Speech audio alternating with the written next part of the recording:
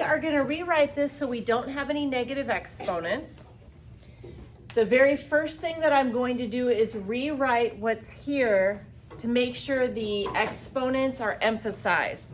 So the exponent on this number 3, the 3 here is to the first power. We like positive exponents. So I don't need to do anything with the 3 to the first power. To get rid of this negative exponent, we're going to do what's called cross the fraction bar line to change the sign of the exponent. Cross the line to change the sign. So I'm going to move this v to the bottom, to the denominator, by changing the sign on the exponent. The 3 to the first is still in the top because I liked the positive exponent. I don't need to move it. But this one is going to cross the fraction bar line and change the sign to a positive 4.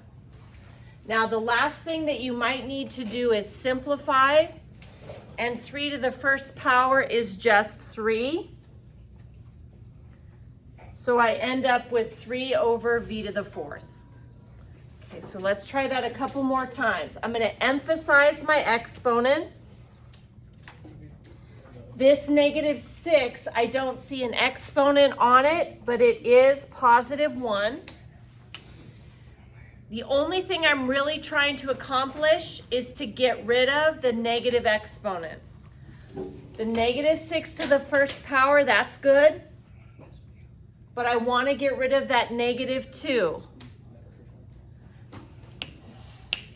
So I'm going to cross the fraction bar line to change the sign on the exponent, meaning I'm going to take the n and move it to the bottom.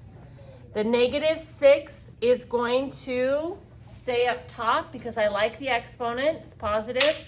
Moving this to the bottom, the n is now to the second power. Simplifying just a tiny bit, negative 6 to the first power is negative 6, so I'm just going to go back to not emphasizing the exponent. Okay, so let's look at another one. I'm going to emphasize the exponents. The 7 that's sitting in the denominator is to the first power. I want to get rid of those negative exponents, and 7 to the first power, we like that because it's a positive exponent, so we don't need to move that. We're going to take the x, however, and move it from the bottom to the top. We're going to cross the fraction bar line to change the sign on the exponent. So the 7 to the first is still in the bottom, and the x being moved to the top by changing the sign to a positive 3. 7 to the first power is 7. So I have x to the third over 7. Sometimes it's easier to tell, to understand the pattern when you see a little bit more. If I go through and I just emphasize the exponents, the negative 2 is to the first power,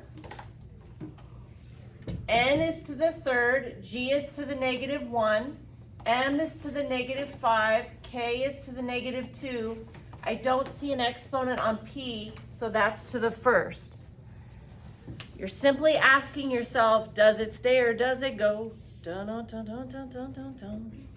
So this one here, positive 1 for the exponent. So that one is going to stay. N to the third, positive exponent, so it is going to stay. G to the negative 1, it's got to go. So it's going to cross the fraction bar line, so the g is going to the bottom, and it's going to change the exponent from a negative 1 to a positive 1. So I have g to the first. Okay, now looking across here, m to the negative 5, it's got to go. So I'm going to move the m's to the top and the negative 5 exponent is going to turn into positive 5.